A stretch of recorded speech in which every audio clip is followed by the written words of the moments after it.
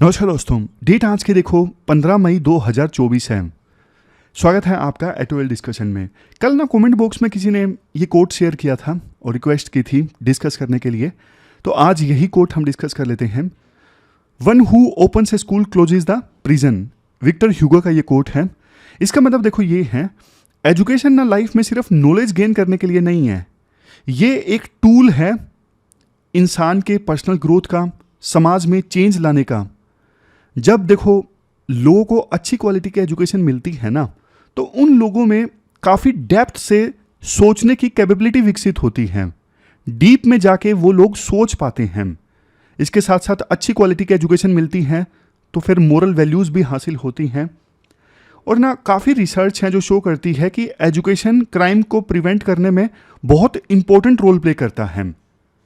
मतलब जितना ज़्यादा अच्छी क्वालिटी की एजुकेशन होगी उतना ही कम क्राइम्स होंगे। यहाँ पे देखो फोकस क्वालिटी पे है। हमारे देश में एक दिक्कत ये है, इनरोलमेंट तो बढ़ गए हैं स्कूल में, कॉलेजेस में, लेकिन एजुकेशन की जो क्वालिटी है ना वो अच्छी नहीं है। इस वजह से क्राइम्स जितने कम होने चाहिए थे उतने कम नहीं हुए। मैं आपको एक और चीज़ बताता हूँ। देखो एजुकेशन ना गरीबी यानी पुवर्टी और इनइक्वालिटी, लैक ऑफ अपॉर्चुनिटीज़, इन सब को एड्रेस करता है।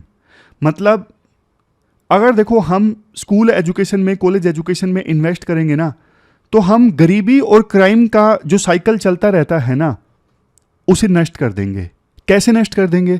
अब देखो किसी ने ना बढ़िया वाली एजुकेशन, क्वालिटी वाली नहीं हासिल की, तो उसके अंदर मोरल वैल्यूज़ कम हैं और उसके अंदर क्रिटिकली और डेप्थ के साथ सोचने की जो शक्ति है वो नहीं डेवलप हो पाई। सही और गलत का डीप से उसे पता नहीं है, तो फिर ऐसे लोग कई बार क्राइम के रास्ते पर चल पड़ते हैं। किस्मत अच्छी रही तो बिजनेस सेट हो जाता है, लेकिन ज़्यादातर लोगों का नहीं हो पाता। आज के समय में देखो स्किल्स का होना बहुत ज़रूरी है। तो फिर लेकिन अच्छी एजुकेशन होना तो ये सारी चीज़ों को एड्रेस किया जा सकता है। एक फेमस अमेरिकन एजुकेटर ने कहा था, education is the great equaliser. मतलब इसका मतलब यह है कि एजुकेशन सबको ना इक्वल अपॉर्चुनिटीज़ देने में हेल्प करता है। चलो बहुत है, आज इतना ही कोट डिस्कस करते हैं। आप में से बहुत सारे लोगों ने वैसे ये भी बोला कि कोट अभी नहीं डिस्कस करना चाहिए 16 जून तक। मैं ना एक चीज़ आपसे पूछना चाहता हूँ। आप मुझे ये बताइए, आप में से कितने लोग ऐसे हैं जो 16 जून को एग्ज़ाम देंगे? एक काम करते हैं, आप में से जो 16 जून को एग्ज़ाम देंगे ना, वो इस वीडियो को लाइक कर दो, और जो नहीं देंगे, जो 2025 में या 26 में जब भी देंगे, वो इस वीडियो को डिसलाइक कर देना। पता लग जाएगा, समझ गए? जो देंगे वो लाइक कर देना, जो नहीं देंगे वो डिसलाइक कर देना। इस बार के प्री के बाद कुछ चेंजेस हम लेके आएंगे डिस्कशन में, बढ़िया से एक नई शुरुआत करेंगे एग्ज़ाम में, लेकिन अभी 30 दिन का वक्त पड़ा है। आज 4 इश्यूज टोटल डिस्कस करेंगे। सबसे पहले आर्टिकल डिस्कस करेंगे। जब देखो कोई विजन ना होना तो यूथ जो है ना देश का, वो पेरिश होने लगता है, वो तबाह होने लगता है। दूसरा आर्टिकल आज का हम डिस्कस करेंगे अनवांटेड कॉल्स के बारे में, बिजनेस स्टैंडर्ड का आर्टिकल है। तीसरा आर्टिकल इलिसिट ट्रेड यानी इलीगल ट्रेड, और चौथा आर्टिकल यूएस ने साउथ एशिया में जो मॉडल फॉलो किया ना, वही मॉडल इजराइल हमास वार में फॉलो करना चाहिए। इससे यूएस को फ़ायदा होगा, वर्ल्ड को फ़ायदा होगा। चलिए डिस्कशन स्टार्ट करते हैं। आज की डिस्कशन में first important article coaching centres and education से संबंधित है। आप देखो सिलेबस में जीएस पेपर सेकंड के इस टॉपिक से आर्टिकल को रिलेट कर सकते हो। देखो मैं आपसे एक क्वेश्चन पूछता हूँ, हमारे देश की फाइनेंशियल कैपिटल क्या है? आप बोलोगे मुंबई। पॉलिटिकल कैपिटल क्या है? आप बोलोगे दिल्ली। और कोचिंग कैपिटल कौन सी है? कोचिंग कैपिटल है कोटा। हर साल देखो 3 लाख के आसपास स्टूडेंट्स कोटा में पढ़ने के लिए जाते हैं, जेई और नीट जैसे एग्जाम की तैयारियां करते हैं। लेकिन देखो दुखद बात यह है कि हर साल कोटा में स्टूडेंट्स के सुसाइड्स की खबरें भी आती हैं। पिछले साल ऑलमोस्ट 28 के आसपास स्टूडेंट्स ने कोटा में सुसाइड कर लिया, और इस साल भी कोटा से सुसाइड की खबरें आ चुकी हैं, और हमने आर्टिकल्स भी डिस्कस किए हैं इस इशू के ऊपर।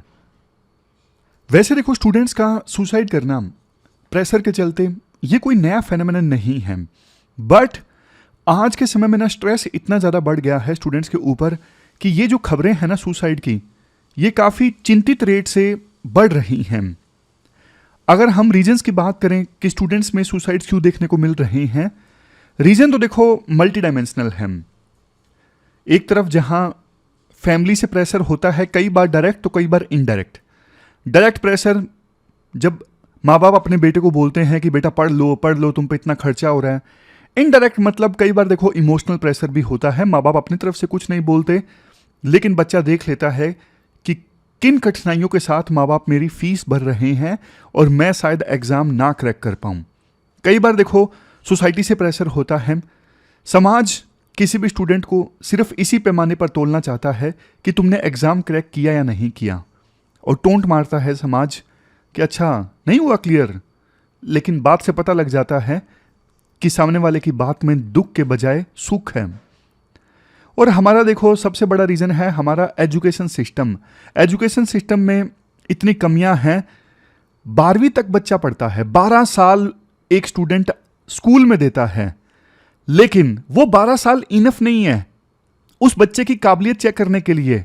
उन 12 सालों के बाद में एक एग्जाम होता है ये डिसाइड करने के लिए कि उसे हायर एजुकेशन में एडमिशन मिलेगा या नहीं मिलेगा। इससे ज़्यादा दुख की बात क्या हो सकती है? क्या वो 12 साल जो बच्चे ने स्कूल में बिताए, क्या वो टोटल वेस्ट हो गए? फिर फायदा ही क्या उन 12 सालों का, जब आप 12 सालों में ये नहीं जज कर सके कि ये बंदा जो है, स्टूडेंट जो है, वो एलिजिबल है या नहीं है हायर एजुकेशन के लिए। देखो एक पुरानी कहावत है, when there is no vision the people perish. मतलब अगर देखो लाइफ में कोई विजन ना होना तो फिर लोग खत्म हो जाते हैं। इसलिए हमारे पास ना हमारे एजुकेशन सिस्टम का एक कॉम्प्रिहेंसिव विजन होना चाहिए। हम सिर्फ बच्चे की एकेडमिक परफॉर्मेंस पे ध्यान ना दें, हमारा लार्जर ऑब्जेक्टिव होना चाहिए स्टूडेंट्स की वेलबींग। समझे? तो एक एक करके पॉइंट्स डिस्कस करते हैं। क्या प्रॉब्लम है एजुकेशन सिस्टम में और क्यों बच्चे जो हैं सुसाइड कर रहे हैं अलार्मिंग रेट से। सबसे पहला पॉइंट आता है रोल ऑफ कोचिंग सेंटर्स। देखो एग्जाम क्रैक करवाने के लिए ना कोचिंग सेंटर्स कितना स्ट्रेस दे देते हैं स्टूडेंट्स को, कई बार चाहते हुए कई बार ना चाहते हुए। सुबह 5 बजे बच्चों को उठा दिया जाता है और 10 बजे तक रिगरस पढ़ाई करवाई जाती है। इसी बीच देखो कोचिंग सेंटर्स बोलते हैं स्टूडेंट्स को कि आप इंटेंसली स्टडी कीजिए, ब्रेक नहीं लेना है। और इतना पढ़ने के बाद एक्सपेक्टेशंस स्टूडेंट से काफ़ी हाई होती हैं कि अब आप ये टेस्ट क्लियर कीजिए, मतलब ये मॉक टेस्ट लगाइए, हम आपको टेस्ट दे रहे हैं, इसमें अच्छे मार्क्स लेके आइए। तो स्टूडेंट्स की नॉर्मल एडोलसेंट लाइफ यानी किशोर अवस्था जो है वो नॉर्मल कहाँ रह जाती हैं? समझ गए?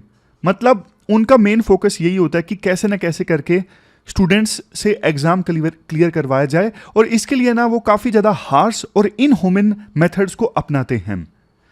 लेकिन रिजल्ट क्या निकलता है इन मेथड्स का? स्टूडेंट्स अगर देखो एग्जाम क्लियर कर भी दें तो भी ना वो वॉकिंग मशीन बन जाते हैं। No social skills, no communication skills, और कई बार तो नो थिंकिंग स्किल्स।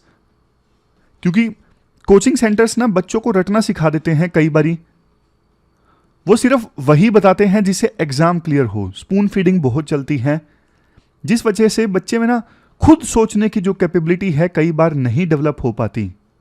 आइसोलेशन में बच्चा रहता है तो सोशल स्किल्स नहीं डेवलप हो पाती, दूसरे से अच्छे से बात नहीं कर पाता, अच्छे से कम्युनिकेट नहीं कर पाता। आप एक और चीज़ देखिए, पहले तो देखो जैसे दिल्ली यूनिवर्सिटी है, दिल्ली यूनिवर्सिटी में ना कॉलेजेस में एडमिशन हो जाता था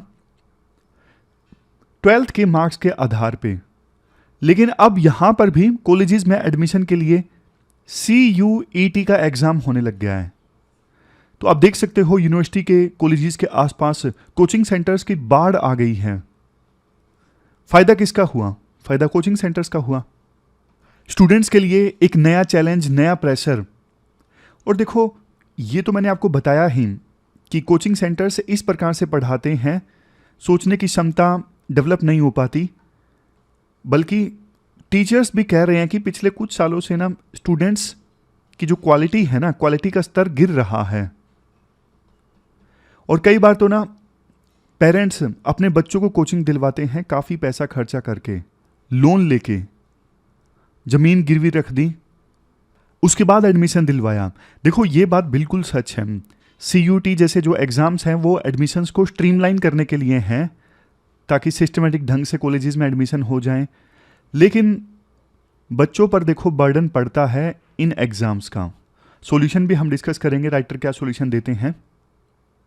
सबसे पहला सॉल्यूशन देखो राइटर ये देते हैं, स्ट्रेंथन द स्कूल्स। जो बात मैंने आपको पहले बोली कि 12 साल तक कोई बच्चा स्कूलिंग कर रहा है, इतना टाइम उसने स्कूल में बिताया है, तो कम से कम ऐसी क्वालिटी अगर टीचिंग होती, क्वालिटी एजुकेशन स्कूल्स में होती, तो वो स्टूडेंट देखो अपने आप ही एलिजिबल हो जाता हायर एजुकेशन के लिए।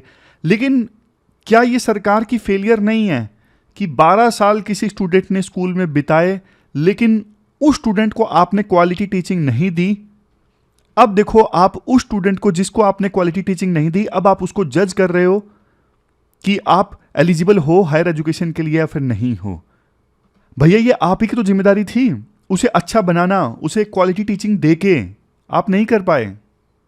राइटर बोलते हैं देखो नेशनल एजुकेशन पॉलिसी भी स्कूल एजुकेशन पे ज़्यादा फोकस करती है, जहां एक तरफ गवर्नमेंट स्कूल्स का लेवल हमें उठाना है और बहुत सारे प्राइवेट स्कूल्स भी ऐसे हैं जो क्वालिटी एजुकेशन नहीं दे पा रहे हैं, तो सरकार को उनको भी पुश करना होगा कि भैया आप क्वालिटी एजुकेशन दो। हम ये बर्दाश्त नहीं करेंगे कि आप नाम के लिए स्कूल आपने ओपन कर लिया फीस हासिल करने के लिए, नहीं।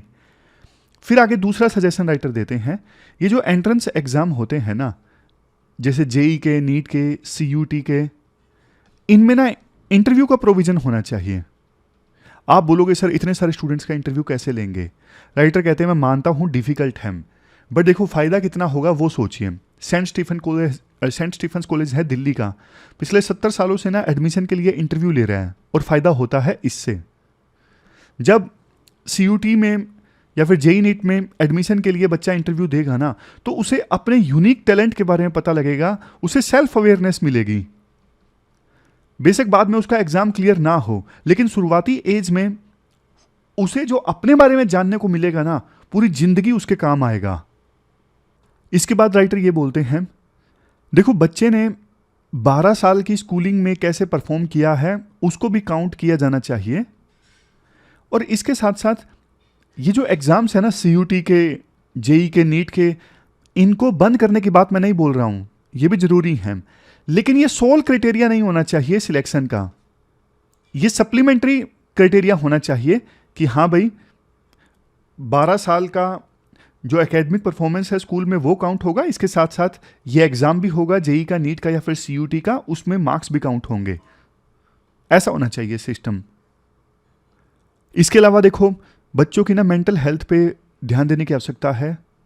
कोचिंग सेंटर्स में, स्कूल्स में बाकायदा काउंसलर्स होने चाहिए कि बच्चा बिना डर के काफ़ी फ्रेंकली अपनी सारी जो प्रॉब्लम्स हैं वो काउंसलर्स के साथ में शेयर कर सके और टाइमली उनको मेंटल सपोर्ट मिल सके।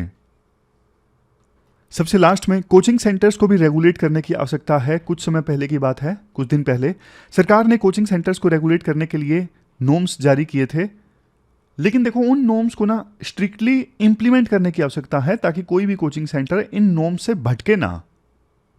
लास्ट में कंक्लूजन में हम कह सकते हैं देखो स्टूडेंट्स के सुसाइड्स की जो रेट इंक्रीज हो रही है ना एग्जाम प्रेशर के कारण, ये काफ़ी चिंता की बात है। टीचर्स को, पेरेंट्स को और पॉलिसी मेकर्स को, सिटीजन्स को, सबकी रिस्पॉन्सिबिलिटी है कि हमारे यूथ के लिए ना हम एक सपोर्टिव इन्वायरमेंट प्रोवाइड करें।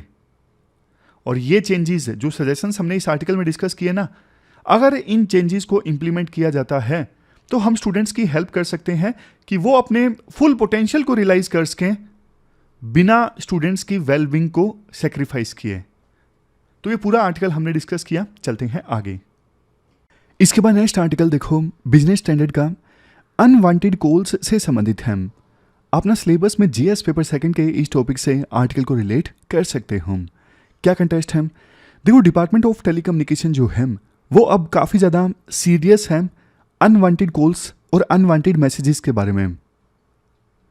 इनको देखो पेस्की कॉल्स और अनसोलिसिटेड कॉल्स भी कहते हैं। ये देखो पेस्की कॉल्स, आपने भी देखो काफ़ी बार ये नोटिस किया होगा, आजकल ना बहुत सारे कॉल्स आपके पास में आते होंगे। कोई लोन दे रहा है, कोई इंश्योरेंस बेच रहा है, कोई इवन कोर्स बेच रहा है।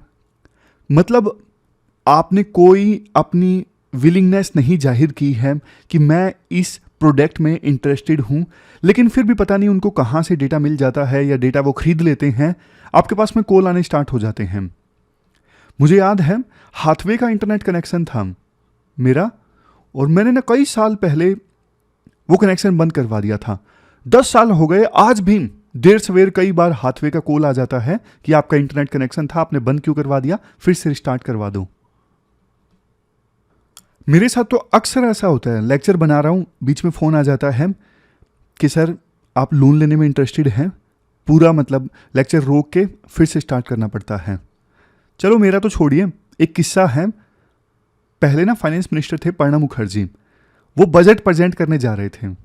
11 बजे बजट प्रेजेंट होता है, उससे पहले 10:45 के आसपास का टाइम था। उनके पास भी लोन लेने के लिए फ़ोन आ गया, लोन लेने के लिए पता नहीं क्रेडिट कार्ड के लिए फ़ोन आया कि आप लेने में इंटरेस्टेड हैं। तो उन्होंने अपनी बजट स्पीच में इस बात का जिक्र किया।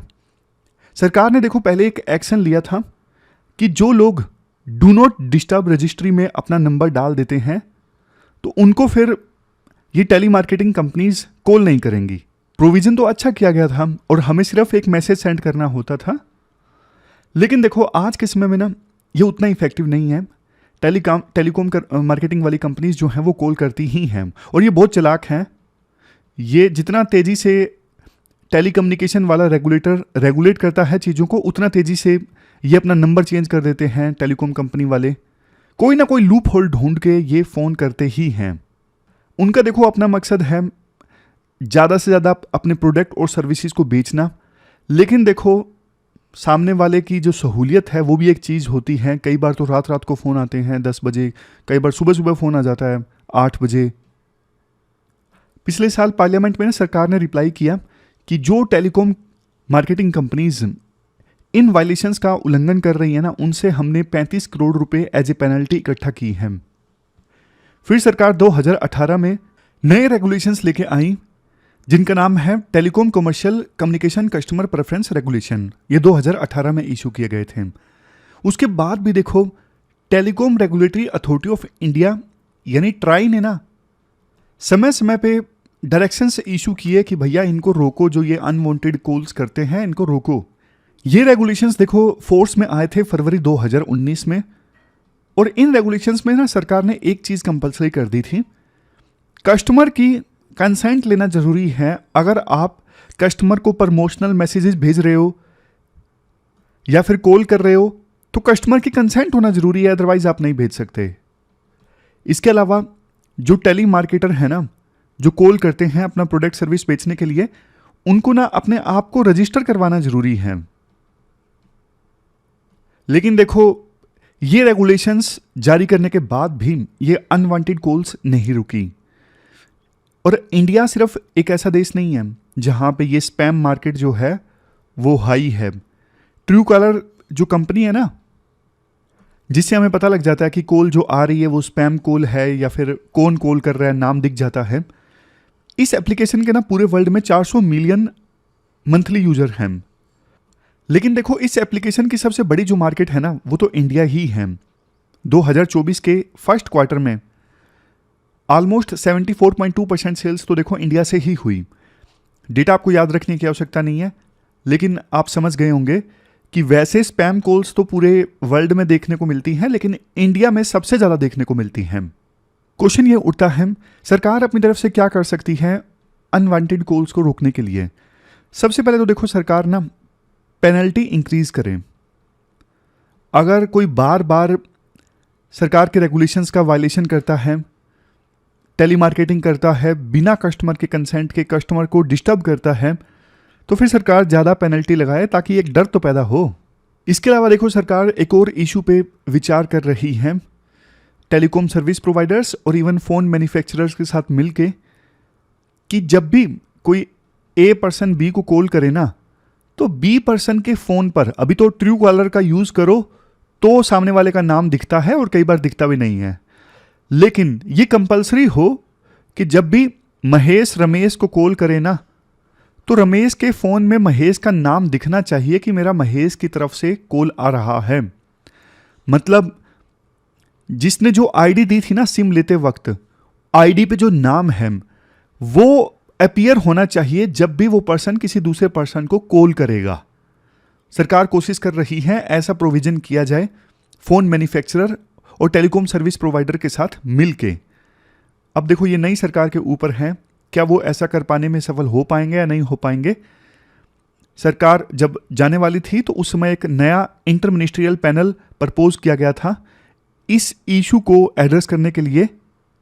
वैसे देखो सरकार ने एक पोर्टल बनाया हुआ है, चक्षु पोर्टल। मतलब कोई भी आपको ऐसा कम्युनिकेशन आता है जिससे आपको लगे कि ये फ्रॉड हो सकता है तो उसको आप ना चक्षु पोर्टल पे जाके शिकायत कर सकते हो। ये मैंने आपको दिखा भी दिया वेबसाइट पे। ये चक्षु पोर्टल है, यहाँ पे आप फ्रॉड की किसी भी प्रकार से ऑनलाइन जो कम्युनिकेशन से फ्रॉड होने की संभावना है उसके बारे में शिकायत कर सकते हो। कुछ एक्सपर्ट्स ये भी सजेस्ट कर रहे हैं कि ट्रांजैक्शनल जो मैसेज होते हैं फिर मार्केटिंग जो कॉल्स होती है ना, उनको एक नई नंबर की सीरीज दे दो ताकि देखते ही कस्टमर समझ जाए ये मार्केटिंग का कॉल है। तो ये कुछ सजेशंस हमने डिस्कस किए। अब हम चलते हैं आगे। इसके बाद नेक्स्ट आर्टिकल इलिसिट ट्रेड से संबंधित है और आप जीएस पेपर 3 के इस टॉपिक से आर्टिकल को रिलेट कर सकते हो। देखो इससे पहले मैं आपको कंटेक्स्ट बताऊं, सबसे पहले इलिसिट ट्रेड की डेफिनेशन आपको बताता हूं ताकि कोई भी चीज़ आपके ना सर के ऊपर से ना जाए। इलिसिट ट्रेड मतलब illegal exchange of goods and services. मतलब गुड्स एंड सर्विसेज का इस प्रकार से एक्सचेंज होता है जो कानून के अगेंस्ट है। जैसे देखो एग्जाम्पल के तौर पे स्मगलिंग है। स्मगलिंग में क्या होता है, पुरानी मूवीज में आप देखते हैं ना कि इंडिया में सोना लाया जाता है चोरी छुपे, बिना टैक्स पे किए हुए सोने के ऊपर छुपा के सोना लाया जाता है। तो ये इलिसिट ट्रेड है, मतलब कानून के अगेंस्ट जाके है। आप और एग्जाम्पल देखिए, आर्म्स ट्रैफिकिंग, चोरी से देश में हथियार लाए जाते हैं और उनको बेचा जाता है, ये कानून के विरुद्ध है। हमारे देश में हथियार इस प्रकार से नहीं बेचे जा सकते और इलीगल ढंग से दूसरे देश से तो वैसे भी नहीं लाए जा सकते। एक एग्जाम्पल आप भी दे दीजिए, कोई भी बताइए इलिसिट ट्रेड का एग्जाम्पल। जैसे देखो काउंटर फीटिंग है। काउंटर फीटिंग मतलब आपने देखा होगा जैसे शूज हैं, एडिडास के शूज महंगे आते हैं, नाइकी के, एडिडास के, लेकिन मार्केट में ना कई बार ऐसे शूज बिकते आप देखते हैं कि सेम टू सेम एडिडास के लगेंगे लेकिन 500 रुपये के मिल जाएंगे, 1000 के मिल जाएंगे। वो नकली होते हैं, ब्रांड एडिडास का इस्तेमाल किया होता है लेकिन वो काउंटर फीटेड प्रोडक्ट्स होते हैं।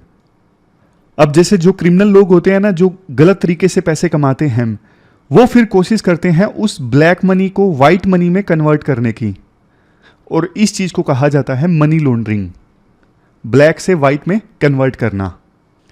तो ये हमने बेसिक चीजें जान ली। अब कंटेक्स्ट देखो, ये है फिकी कास्केड।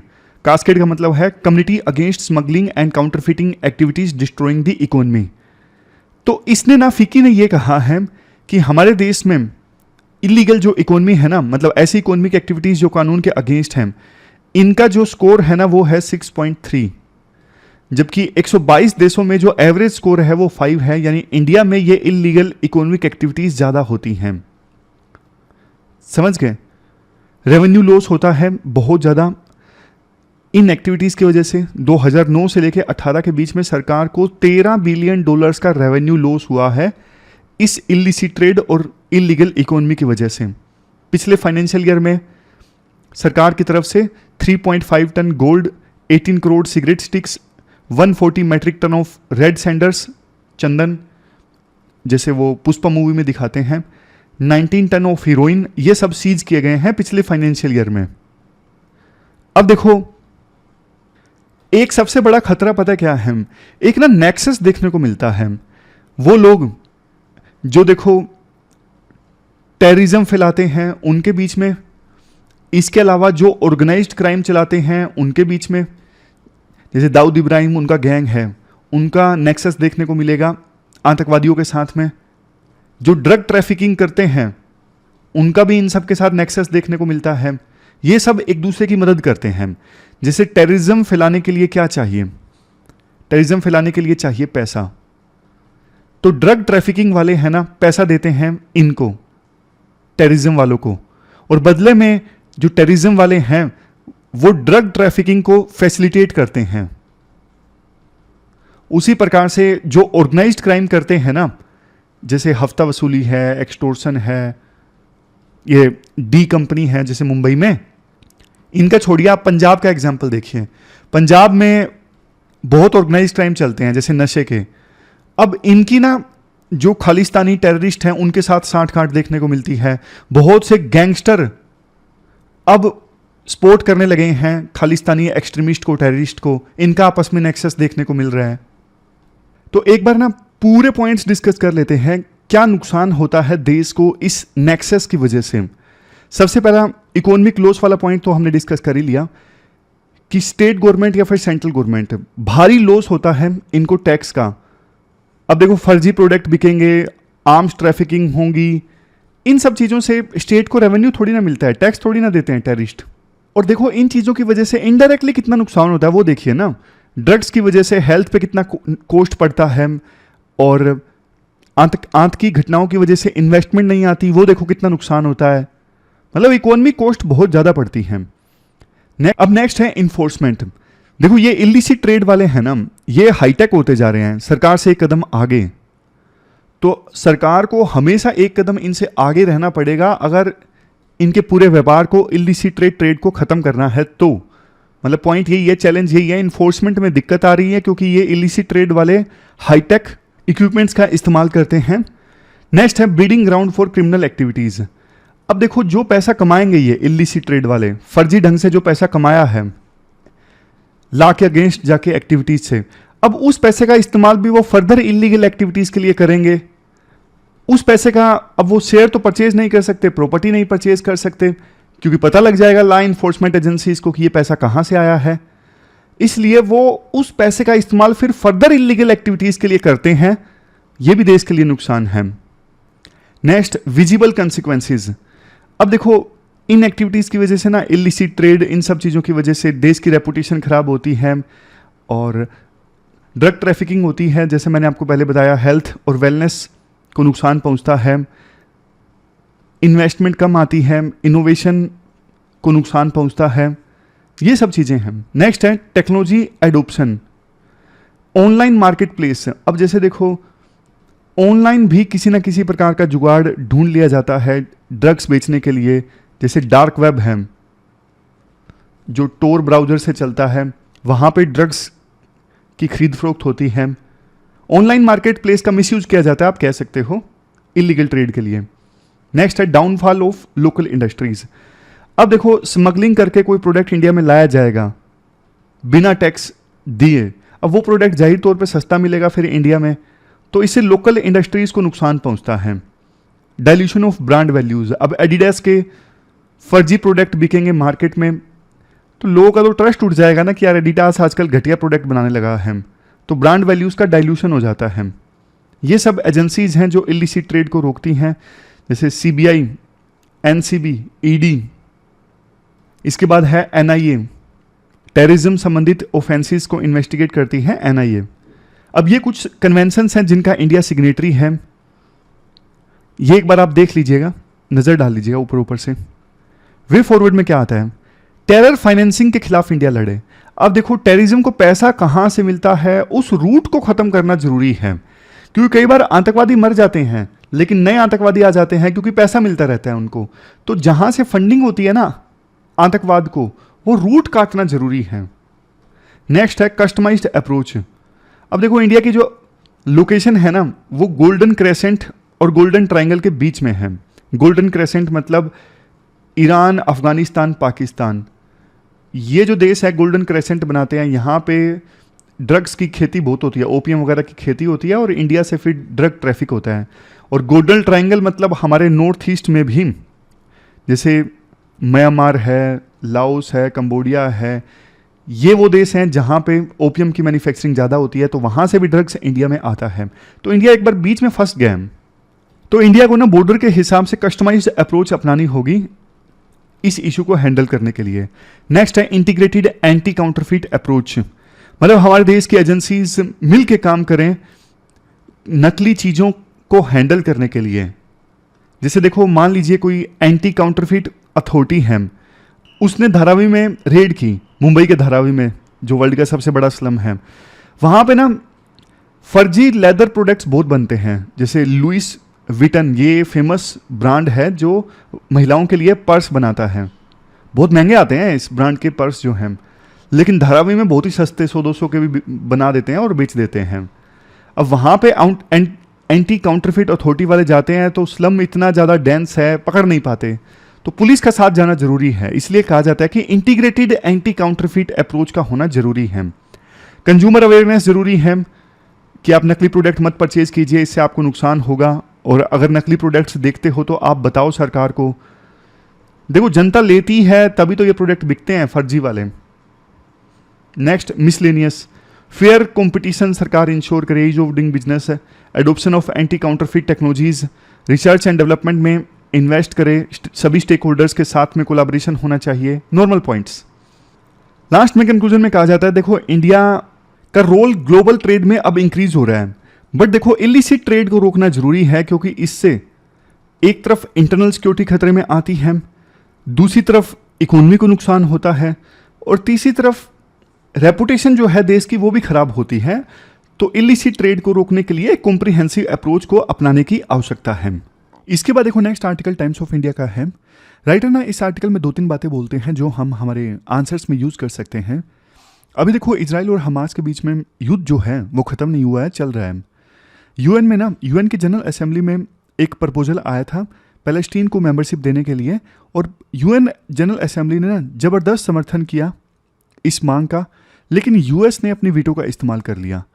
देखो, इजराइल और हमास वार में इजराइल के इशू पर यूएस जितना आइसोलेट हुआ है ना यूएन में या पूरे वर्ल्ड में, उतना तो देखो रशिया यूक्रेन वार में रशिया भी आइसोलेट नहीं हुआ था।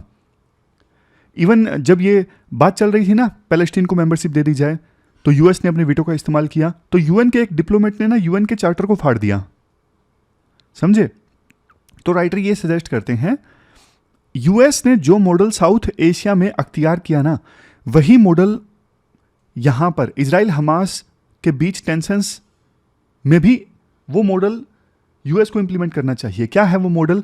देखो, पहले ना कोल्ड वार के दौरान यूएस ना पाकिस्तान का साथ देता था, पाकिस्तान की सपोर्ट करता था, जिस वजह से इंडिया पाकिस्तान में टेंशंस रहती थी। लेकिन ना बाद में यूएस ने, खास करके कारगिल वार के बाद, यूएस ने ना पाकिस्तान को डायरेक्टली सपोर्ट करना बंद कर दिया और ये बोला कि दोनों पार्टीज को जब जरूरत पड़ेगी तो हम आपको सपोर्ट प्रोवाइड करेंगे। तो अब यूएस न्यूट्रल है काइंड ऑफ। हालांकि इंडिया के साथ रिश्ते अच्छे हैं, बट पहले की तरह जो पाकिस्तान का उस यूएस सपोर्ट किया करता था ना, आजकल वो समय नहीं है।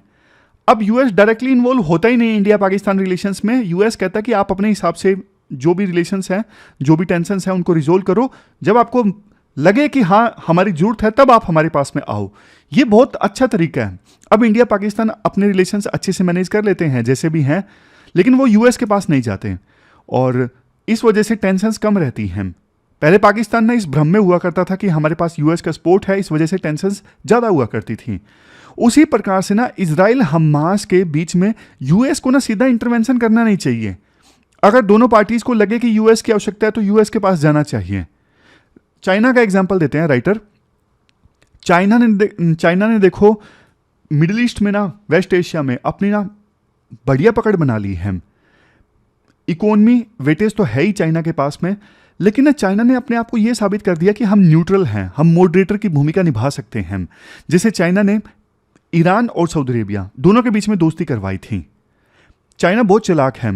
यूएस ने तो देखो जगह जगह इंटरवेंशन किया, इराक में इंटरवेंशन किया, 2003 में युद्ध छेड़ दिया और बदले में सिचुएशन इराक में इतनी खराब हो गई कि इस्लामिक स्टेट वहां पे इमर्ज होकर आया।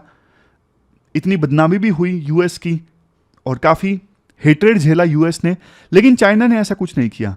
चाइना ने इकोनॉमिक रिलेशन सभी देशों के साथ बढ़िया मेंटेन किए और यूएस जिस प्रकार से अपनी मिलिट्री ले गया, अलग अलग देशों में उलझ गया मिलिट्री वे में, चाइना वैसे नहीं उलझा। तो यूएस को कोशिश करनी चाहिए कि अब ना, बल्कि वो जो मोरालिटी खो चुका है, मतलब पहले लगता था वर्ल्ड को कि हाँ यूएस रिस्पॉन्सिबल सुपर पावर है, लोग रिस्पेक्ट देते थे यूएस को, लेकिन आज के समय में वो बिल्कुल नहीं है। तो यूएस को अपनी खोई रिस्पेक्ट वापस हासिल करने की कोशिश करनी चाहिए। जैसे ये पैलेस्टीन का काज है, बल्कि ग्लोबल साउथ को मोबिलाइज करना चाहिए यूएस को, और लगे दोनों देशों को, इजराइल को भी हमास को, कि एक मॉडरेटर है, बढ़िया न्यूट्रल है यूएस। तो ये कुछ मुख्य पॉइंट्स हमने डिस्कस किए कि साउथ एशिया का मॉडल जो है यूएस को यहां पर भी अपनाना चाहिए। तो ये थी हमारी आज की डिस्कशन। अब क्वेश्चंस देख लीजिए जो आपको अटेम्प्ट करने हैं। 2 क्वेश्चंस मेनली आपको अटेम्प्ट करने हैं। एक तो देखो rising number of student suicides और दूसरा US unconditional support for Israel. दोनों क्वेश्चंस के आंसर आप 250 वर्ड्स में दीजिए। कल मिलते हैं फिर से एक नई डिस्कशन के साथ। तब तक आप अपना ख्याल रखिए। Thank you very much for discussion.